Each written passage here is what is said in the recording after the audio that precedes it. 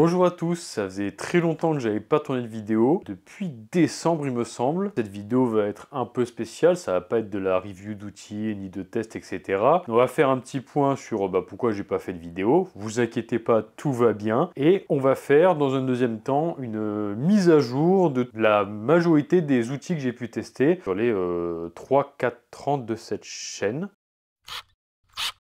En tout cas, je suis très content de vous retrouver. Ça m'avait manqué de faire des vidéos, mais il y a une raison très simple à ça, c'est que en fin d'année 2024, période de septembre à décembre, on a eu un très gros chantier qui s'est terminé. J'étais avec Richard, on était sur un chantier énorme. On était en train de poser un DRV en 3 parties. C'est une machine qui est assez récente sur le marché, c'est génial, ingainable. Le compresseur qui est séparé de l'évaporateur. C'est une machine qui est dans les 14 000 balles, quelque chose comme ça, juste les pièces.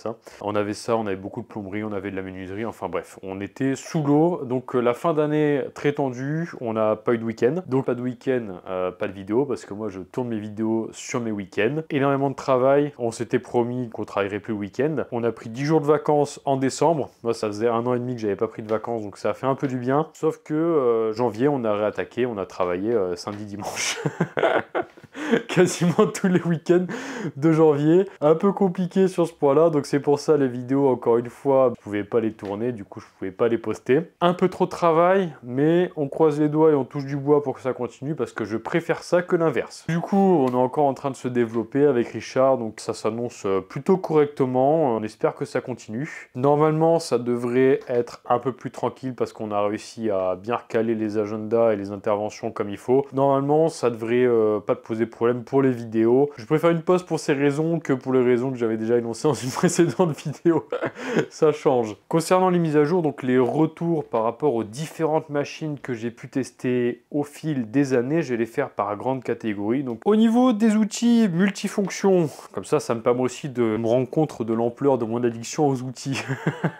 Au niveau des outils multifonctions, puis là, bon, j'ai même pas pu l'amener sur un chantier parce qu'au final, après ma vidéo, il a commencé à fumer, il a cramé, donc il est quasi neuf. Hein. Enfin, il est tout neuf, il a pas d'utilisation sur le chantier. Soit je suis tombé sur un produit minable, soit vraiment c'est la conception qui est pas ouf. En même temps, c'est du ferme, donc pour le prix, pas trop surpris. Parkside 12 volts.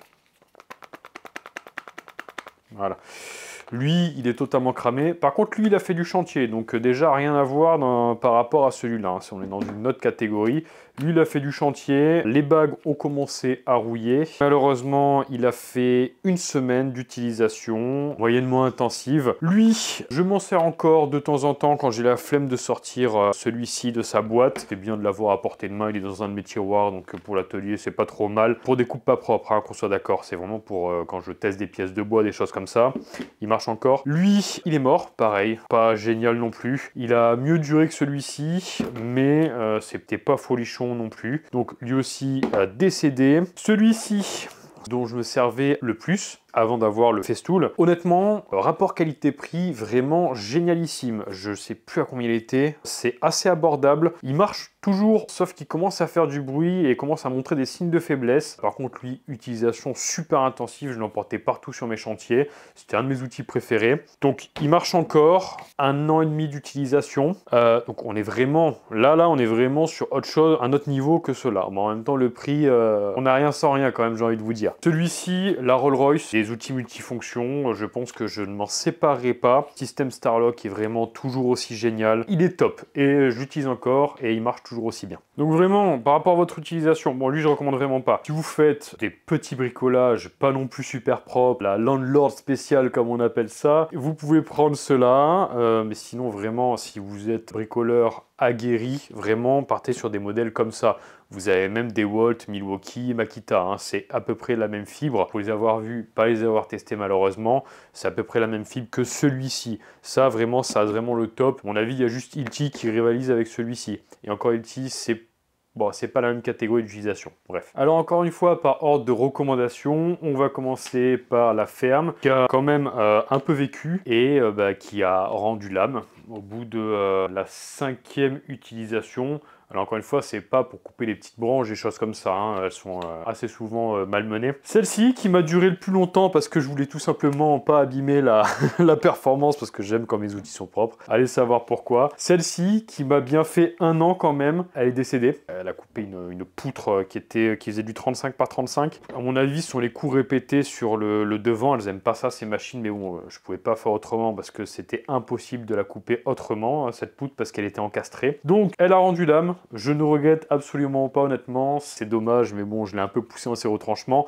Mais pour des gens qui l'utilisent de manière assez sainement, on va dire, je recommande pour le coup. Très bon rapport qualité-prix. J'étais passé sur celle-ci, un peu moins fan parce que moins de possibilités que celle-ci, notamment la coupe pendulaire. Elle marche quand même tout aussi bien. Un peu plus cher, comme des performances, elles sont pas vraiment tout le temps plus performantes. Et je suis passé sur celle-ci, ça c'était Evolution qui me l'avait envoyée, elle marche toujours aussi bien et j'utilise assez régulièrement. Par ordre de recommandation, vraiment bof, ou alors si vous coupez vraiment des petites broussailles, celle-ci, honnêtement, franchement, et si vous n'avez pas celle-ci et qu'il y a celle-ci qui traîne dans un Lidl, vous pouvez prendre celle-ci, elle est en brushless, j'ai pas eu de soucis sur celle-ci. Encore une fois, ordre de recommandation, même si celle-là, elle a rendu l'âme, et celle-là aussi. Alors, je commence à manquer de place sur ma table.